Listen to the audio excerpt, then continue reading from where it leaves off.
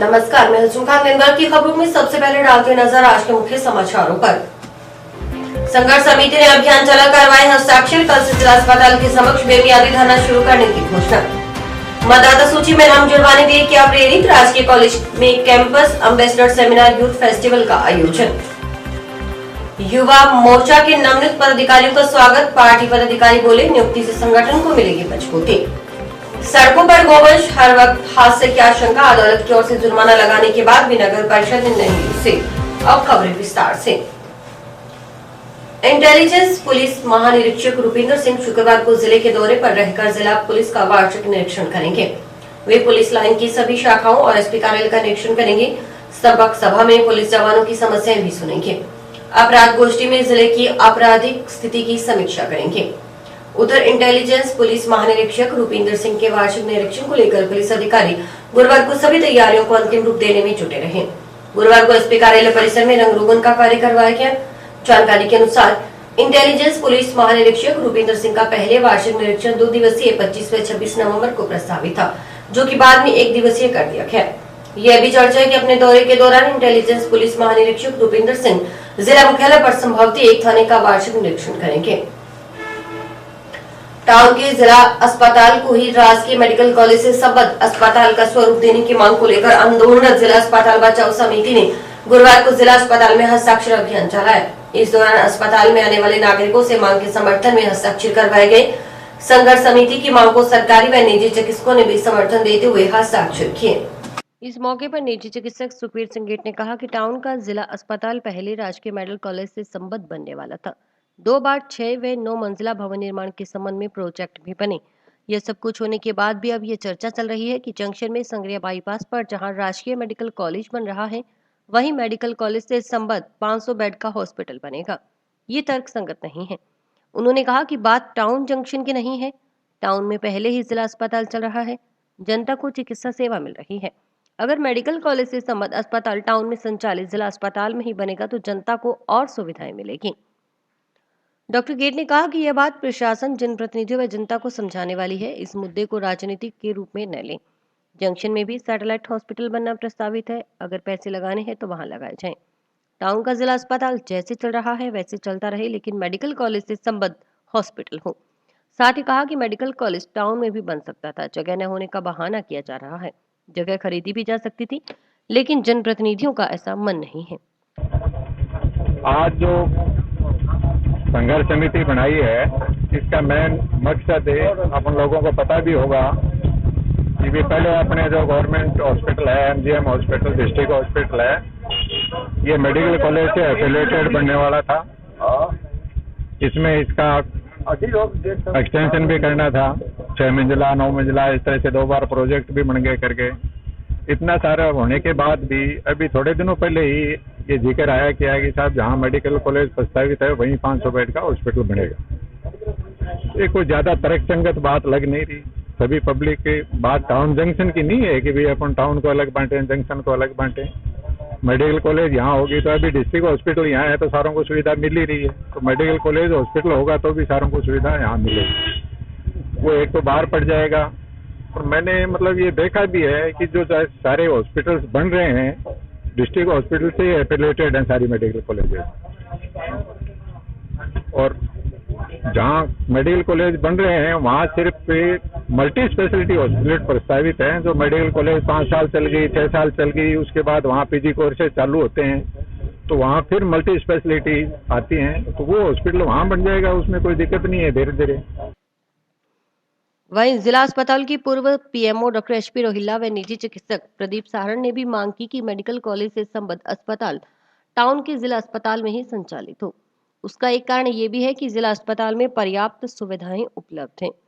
Super speciality hospital junction में medical college के साथ बनाया जा सकता है। हस्ताक्षर अभियान के दौरान संघर्ष समिति के प्रदीप ऐरी ने बताया कि आंदोलन के तहत शुक्रवार से जिला अस्पताल के समक्ष बेमियादी धरना भी शुरू किया जाएगा।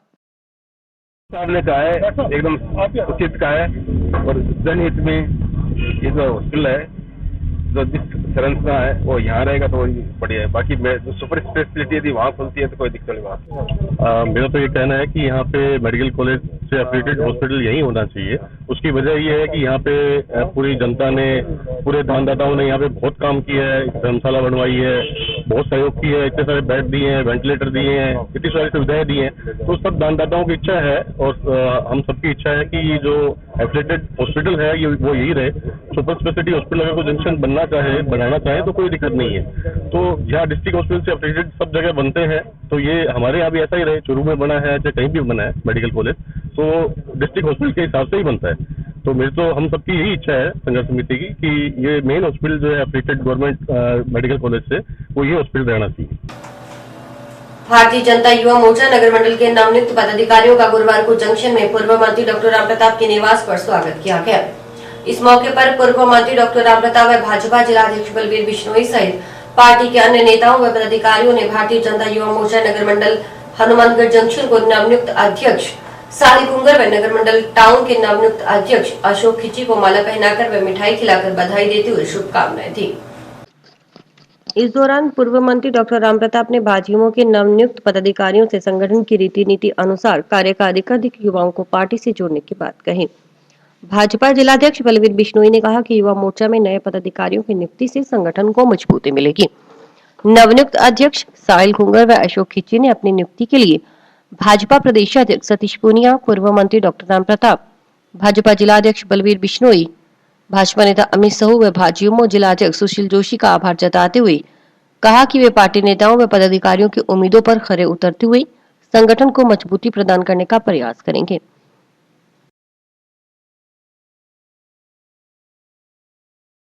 भारत माता की जय। भारतीय जनता पार्टी जिंदाबाद जिंदाबाद जिंदाबाद। डॉक्टर रामप्रताप जिंदाबाद जिंदाबाद। टाउन नगर मंडल का युवा मोर्चा का अध्यक्ष बनाया गया है, जिसमें मैं पार्टी के सभी पदाधिकारियों का धन्यवाद देता हूं। पार्टी प्रदेश अध्यक्ष सतीश जी पूनिया, डॉक्टर रामप्रताप जी, बलवीर जी बिश्नोई, भाई अमित साहू जी, सुरेंद्र जी, भाई साहब प्रदीप जी और पवन जी श्रीवास्तव, सभी का बहुत बहुत आभार। भाई सुशील जोशी का दिल की गहराइयों से आभार, जिन्होंने मुझ पर इतना भरोसा जताया है। मैं भारतीय जनता पार्टी के लिए तन मन धन से सहयोग करूंगा और जो उन्होंने मेरे पे विश्वास जताया है मैं उस पे खरा उतरने के लिए खरा उतरूंगा। नगर मंडल युवा मोर्चा अध्यक्ष बनाने पर मैं सबसे पहले धन्यवाद देना चाहूंगा डॉक्टर रामप्रताप जी का और जिला अध्यक्ष बलवीर जी बिश्नोई का और अमित जी साहू का, और मैं सभी का धन्यवाद देना चाहूंगा जिन्होंने मुझे इस लायक समझा। और मैं इस पद को आगे निभाने के लिए अच्छे से अच्छे काम करूंगा और नौजवान युवा जो भी है उन लोगों को जोड़ूंगा और अच्छे से अच्छा काम करने का पूरा प्रयास। अग्रवाल समाज समिति हनुमानगढ़ का सदस्यता अभियान गुरुवार से शुरू हुआ। यह अभियान 10 दिन तक चलेगा। समिति सचिव अमरनाथ सिंगला ने बताया कि वर्ष 2022 की प्रबंधक कार्यकारिणी के निर्वाचन कार्यक्रम के तहत निर्वाचन अधिकारी ओम प्रकाश अग्रवाल व अतिरिक्त निर्वाचन अधिकारी रविंद्र कुमार डालमिया को नियुक्त किया गया है। 16 दिसंबर को शाम 5 बजे अंतिम सूची का प्रकाशन किया जाएगा। 17 व 18 दिसंबर को सुबह 11 बजे से शाम 5 बजे तक आपत्ति और निस्तारण का कार्य होगा।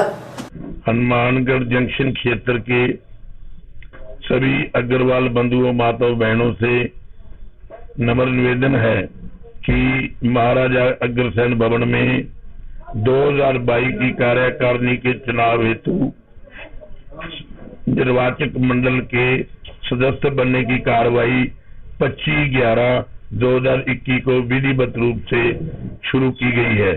सभी अग्र बंधुओं से, माता बहनों से बार बार अपील है कि आप समय पर पहुंच करके महाराजा अग्रसेन भवन में विधिवत निर्वाचक मंडल के सदस्य बनने हेतु 100 रुपया दे करके अपनी रसीद कटावें और नई कार्यकारिणी के चुनाव में हिस्सेदार बने।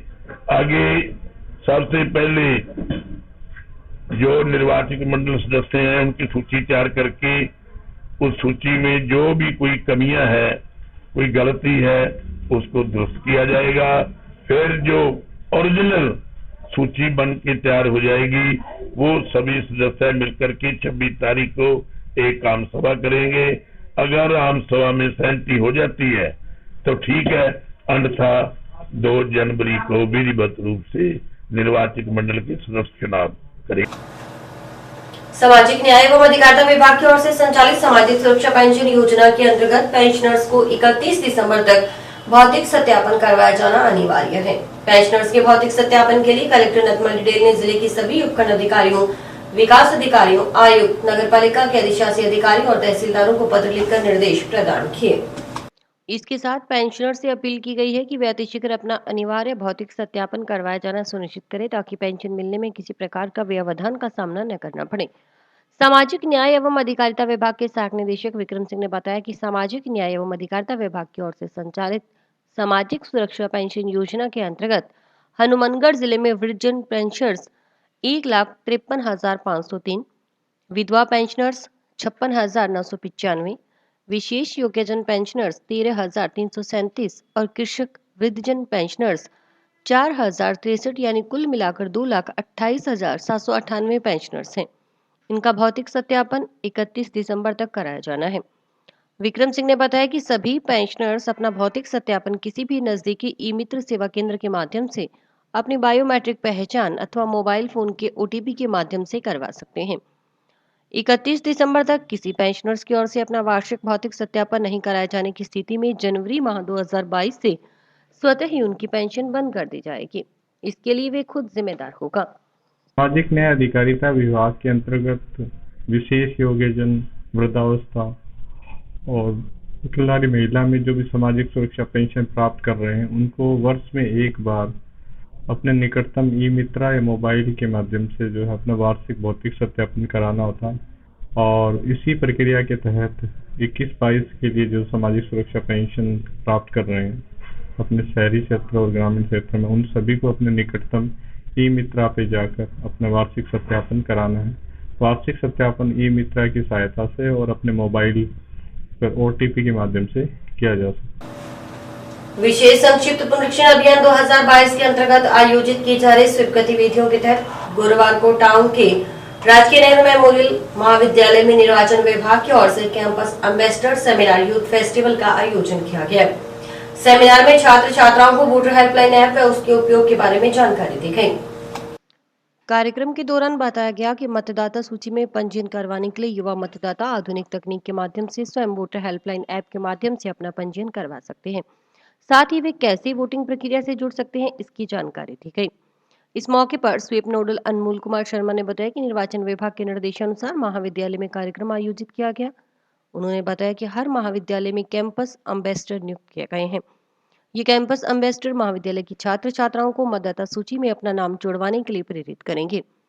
इसके अलावा हर कॉलेज में निर्वाचन साक्षरता क्लब का गठन कर विभिन्न गतिविधियों के माध्यम से युवाओं को सशक्त लोकतंत्र की धारा से जोड़ने का प्रयास है।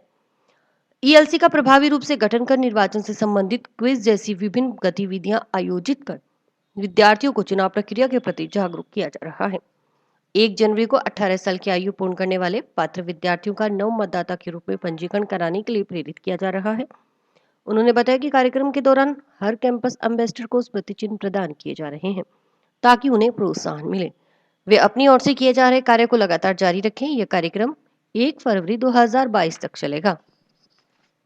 ये इलेक्शन कमीशन ने हमको निर्देशन दिया है इस कार्यक्रम को करवाने के लिए, और इसके अंतर्गत क्या है कि हम कॉलेजेस में जो युवा मतदाता जुड़ रहे हैं वो किस तरीके से टेक्नोलॉजी के हद से खुद अपना रजिस्ट्रेशन करवा सकते हैं, कैसे VHA ऐप यूज कर सकते हैं और कैसे वो आत्मनिर्भर हो सकते हैं, कैसे वोटिंग प्रोसेस से जुड़ सकते हैं। इसके लिए उनको जागरूक करने के लिए हर कॉलेज में हमने कैंपस एम्बेसडर नियुक्त किया है। वो अपने आगे बच्चों को प्रेरित करेंगे। इसके अलावा ELC गठन के लिए भी हर कॉलेज में ELC गठन की गई है, जिसके माध्यम से बच्चे खुद जागरूक हो सकते हैं, खुद जुड़ सकते हैं। इसके अलावा हम भी जो शिक्षक हैं वो भी उनको पूरी तरह से प्रेरित करते हैं कि वो जल्दी से जल्दी अपना रजिस्ट्रेशन करवाएं और ये हमारे जो लोकतंत्र है उसके उत्सव में शामिल हों। खूंटे खाली और सड़कों पर गोवंश। शहर में निराश्रित गोवंश को आसरा नहीं मिल रहा। जंक्शन टाउन क्षेत्र से गुजरने वाला हाईवे हो या शहर के अंदर की सड़कें, हर जगह गोवंश नजर आते हैं। कहीं बैठे तो कहीं चलते नजर आते हैं। इनकी वजह से कई जगह हादसे हुए हैं। गोवंश को पकड़कर रखने के लिए गौशालाओं का संचालन किया जा रहा है, मगर नतीजा सिर्फ जितने गोवंश इन गौशालाओं में हैं, उससे कई गुना सड़कों पर घूम रहे हैं, लेकिन इनसे होने वाले हादसों की परवाह शायद ही किसी को हो। देखिए स्काई न्यूज की रिपोर्ट। नगर परिषद ने गत वर्ष में निराश्रित पशुओं को पकड़ने के लिए कोई अभियान नहीं चलाया। इसकी वजह से शहर के मुख्य मार्गों के प्रत्येक चौक चौराहों पर रात के समय निराश्रित पशुओं के झुंड आए दिन हादसे हो रहे हैं। स्काई न्यूज के रिपोर्टर ने टाउन के मुख्य मार्गों का हालात देखे तो बद से बदतर है। नगर परिषद ने गत वर्ष में निराश्रित पशुओं को पकड़ने के लिए कोई अभियान नहीं चलाया। इसकी वजह से शहर के मुख्य मार्गों के प्रत्येक चौक चौराहों पर रात के समय निराश्रित पशुओं के झुंड से आए दिन हादसे हो रहे हैं। स्काई न्यूज रिपोर्टर की पड़ताल देखें तो टाउन के मुख्य मार्गों का हालात देखें तो बद से बदतर थे। एक तरफ सड़कों के किनारे निराश्रित पशुओं का झुंड मिला तो दूसरी पशुपालकों ने रात को अपने पशु खुले में छोड़ रखे थे। जब गोदों के बीच सड़क लड़ाई के दौरान उनकी चपेट में आने से नागरिक की मौत के मामले में अपर जिला एवं सेशन न्यायाधीश ने नगर परिषद को जिम्मेदार ठहराते हुए मृतक की विधवा को 5 लाख रुपए जुर्माना राशि का भुगतान करने का निर्देश दिया था। बावजूद इसके परिषद अपने दायित्व को निभाने के लिए पूर्णतः विफल रही है। निराश्रित पशुओं को पकड़ने के लिए नगर परिषद की ओर से कोई अभियान नहीं चलाया गया। केवल कागजी कार्रवाई में दिखाकर साप्ताहिक बैठक या फिर राज्य स्तरीय बैठक में आंकड़ों के बारे में अवगत करवाकर इतिश्री की। मुख्य सड़क पर रोजाना बड़ी संख्या में गोवंश चालकों की मुश्किलें बढ़ाते हैं। इनकी वजह से आए दिन हादसे होते रहते हैं। इन्हें पकड़कर गौशालाओं में भेजने की याद नगर परिषद को नहीं रहती। निराश्रित गोवंश को रखने के लिए कोई पुख्ता व्यवस्था नहीं होने से इनकी संख्या लगातार बढ़ती जा रही है। इनके कारण आए दिन लोग चोटिल हो रहे हैं। कुछ लोग तो इनकी चपेट में आकर जान भी गंवा चुके हैं। शहर के मुख्य बाजारों, प्रमुख मार्गों, कॉलोनियों, गली मोहल्लों में निराश्रित गोवंश की भरमार रहती है। शहर में खुले में घूम रहे सांड खतरनाक बने हुए हैं। इनके कारण लोग घायल होकर अस्पताल पहुंच रहे हैं। नगर परिषद में हालांकि पकड़ने की व्यवस्था है, लेकिन इन्हें रखने की समस्या। जिले में संचालित गौशालाएं भी निराश्रित सांडों को रखने को तैयार नहीं है। अदालत ने निराश्रित पशुओं की समस्या से मानव सुरक्षा के प्रति गंभीरता से लेते हुए अपने निर्णय में माना कि हनुमानगढ़ टाउन जंक्शन ही नहीं बल्कि कमोबेश हर शहर की स्थिति बिगड़ी हुई है। निराश्रित गाय गोदे मुख्य सड़कों पर विचरण करते देखे जा सकते हैं। इनको पकड़कर रखना तथा सार संभाल का दायित्व सरकार व नगर परिषद का है। टाउन में पुलिस थाना के सामने लगने वाली सब्जी मंडी के दुकानदार श्रवण वर्मा का कहना था कि सब्जी मंडी में पिछले कई सालों से निराश्रित गोवंश का जमावड़ा रहने की समस्या है। पूरा दिन जोर आजमाइश जारी रहती है। इससे सब्जी मंडी के दुकानदार तो परेशान होते ही हैं, यहाँ आने वाले लोगों के वाहन भी इन गोवंश के जरिए क्षतिग्रस्त किए जाते हैं। लोग चोटिल हो जाते हैं। रात व सुबह के समय गोदों की आपस में लड़ाई रहती है। गनीमत रही कि आमजन इनकी चपेट में नहीं आया। पुलिस थाना के सामने निराश्रित गोवंश की भरमार से यहां से गुजरना किसी खतरे से खाली नहीं। उन्होंने नगर परिषद अधिकारियों से मांग की कि निराश्रित गोवंश को पकड़कर इस समस्या से निजात दिलाई जाए। कई वर्षों से आवारा पशुओं का जमावड़ा रहता है और प्रत्येक दिन यहाँ लड़ाई झगड़ा और गोदों का लड़ाई से आमजन को परेशानी हो रही है। कई दिनों से यहाँ पे 10-15 पशु इकट्ठे हो जाते हैं और रात को भी इतना भयंकर झगड़ा हुआ कि किसी को भी नुकसान हो सकता था। आज सुबह फिर 2 गोदों के अंदर मतलब झगड़ा हुआ कि आप आसपास के लोगों को चोट लगने से बच गए। टाउन निवासी एडवोकेट रतनलाल नागौरी के अनुसार निराश्रित गोवंश के कारण शहर की साफ सफाई व्यवस्था बिगड़ रही है। इनके कारण गंदगी फैलती है, लोगों को परेशानी होती है, जनजीवन खतरे में पड़ रहा है। परिषद अपनी जिम्मेदारी नहीं निभा पा रही। नगर परिषद अधिकारियों को इस तरफ ध्यान देना चाहिए। पशु सड़कों पर घूमते हैं, गोबर करते हैं, गंदगी फैलाते हैं और ये सफाई रख ही नहीं सकते, बल्कि इनकी वजह से लोगों को परेशानी हो रही है, सफाई नहीं हो रही है और जल जीवन जो है वो भी खतरे में पड़ रहा है। लड़ते हैं और नगर परिषद को इस तरफ ध्यान देना चाहिए। उन पर जिम्मेदारी डाली गई है, लेकिन फिर भी वो पार नहीं पा रहे। वरिष्ठ अधिवक्ता शंकर सोनी ने बताया कि जिला मुख्यालय पर निराश्रित गोवंश की समस्या काफी सालों से चली आ रही है। 2006 में उन्होंने अदालत में जनहित याचिका लगाई थी। इसमें न्यायालय ने आदेश दिया था कि राज्य सरकार और नगर परिषद 3 माह में इस समस्या का किसी भी तरह से निराकरण करे। लेकिन इसके बाद भी न तो सरकार और न ही नगर परिषद गंभीर हुई। इसके परिणाम स्वरूप निराश्रित गोवंश के कारण कई लोगों की जान जा चुकी है। निराश्रित गोवंश के कारण लगातार सड़क हादसे हो रहे हैं। न्यायालय परिसर में भी खतरनाक गोधे घूमते रहते हैं। प्रशासन और नगर परिषद निराश्रित गोवंश की समस्या से निजात दिलाने में पूरी तरह से फेल है। आवारा पशुओं की समस्या हमारे हनुमानगढ़ जिला मुख्यालय पर काफी वर्षों से चल रही है। 2006 में हमने एक PIL लगा के आदेश करवाया था 17 फरवरी 2006 को कि नगर परिषद और राज्य सरकार जो है वो 3 माह में इनका किसी भी तरह से निराकरण करे समस्या का। लेकिन आवारा पशुओं के कारण हमारे शहर में कई तो मौतें हो चुकी है, निरंतर एक्सीडेंट हो रहे हैं।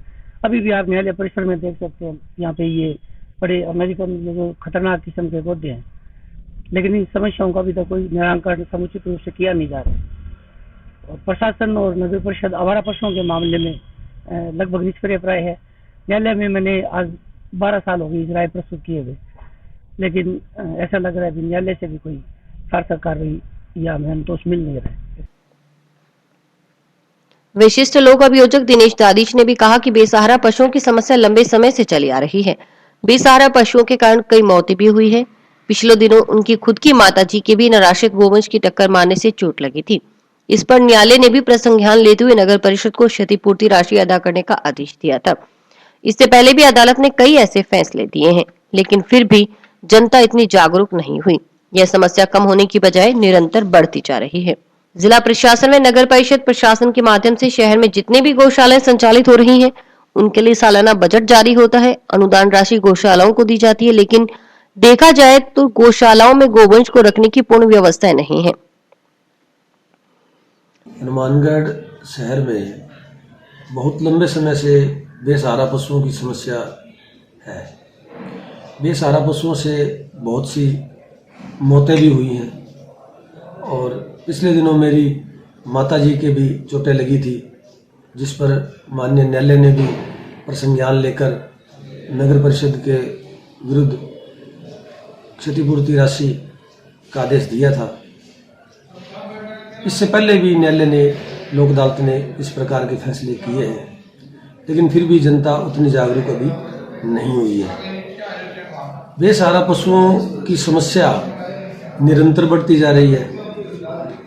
जिला प्रशासन के माध्यम से, नगर परिषद प्रशासन के माध्यम से जितनी भी गौशालाएं हनुमानगढ़ शहर और आसपास में खुली हुई हैं, उनको सालाना बजट उनके लिए स्पेशल आता है, अनुदान राशि उनको दी जाती है।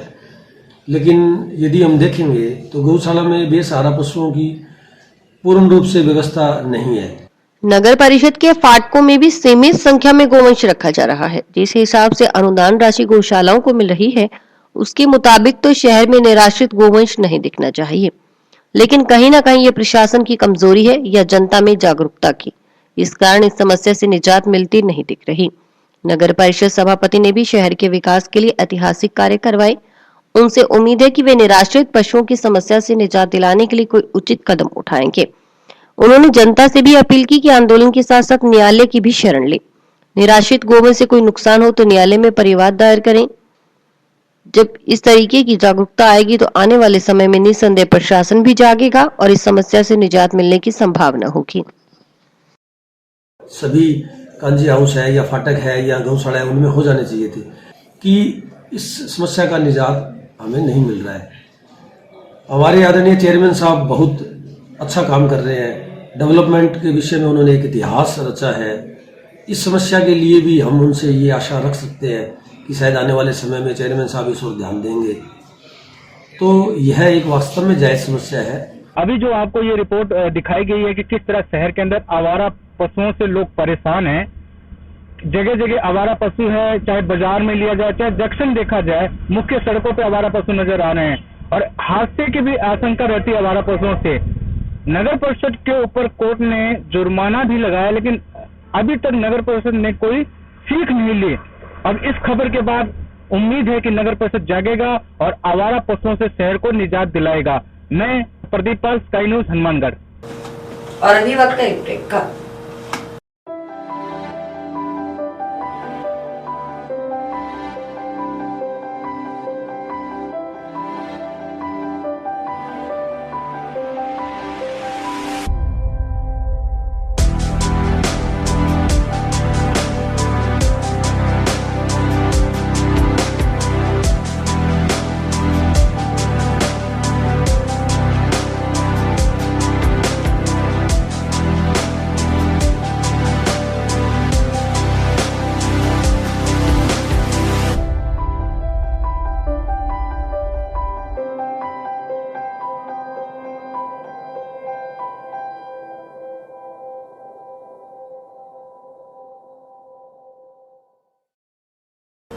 अवैध पिस्तौल व कारतूस बरामदगी के मामले में गिरफ्तार पिता पुत्र को जंक्शन पुलिस ने गुरुवार को न्यायालय में पेश किया।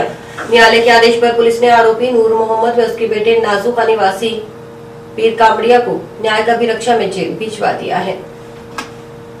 धोखाधड़ी कर जमीन बेचने के मामले में जंक्शन पुलिस ने एक आरोपी को गिरफ्तार किया। पुलिस गिरफ्तार आरोपी में पूछताछ से जुटी है। थाना प्रभारी हनुमान राम बिश्नोई ने बताया कि अमित गोयल ने मुकदमा दर्ज करवाया था कि महेंद्र सिंह वगैरह ने धोखाधड़ी कर उसे जमीन बेच दी। रिपोर्ट पर मुकदमा दर्ज कर जांच शुरू की गई। जांच के बाद आरोपी महेंद्र सिंह को गिरफ्तार किया गया है। प्रार्थी अमित गोयल ने एक प्रकरण दर्ज करवाया था जिसमें इन्होंने धोखाधड़ी करके और उसको जमीन बेच दी थी, जिसने आज कल महेंद्र सिंह को गिरफ्तार किया गया था। आज माननीय न्यायालय में पेश करके पीसी रिमांड पे लिया गया है। कमान अधिकारी 7वीं राज बटालियन एनसीसी के निर्देशानुसार गुरुवार को टाउन के राजकीय एनएनपीजी कॉलेज खेल मैदान में एनसीसी भर्ती प्रक्रिया का आयोजन किया गया। महाविद्यालय के सत्र 2021-22 में प्रवेशी स्नातक प्रथम वर्ष के 183 छात्र छात्राओं ने भर्ती प्रक्रिया के लिए आवेदन किया। एनसीसी बटालियन बीकानेर से पहुंचे स्टाफ ने कुल 183 आवेदकों में से 49 कैडेट का चयन किया।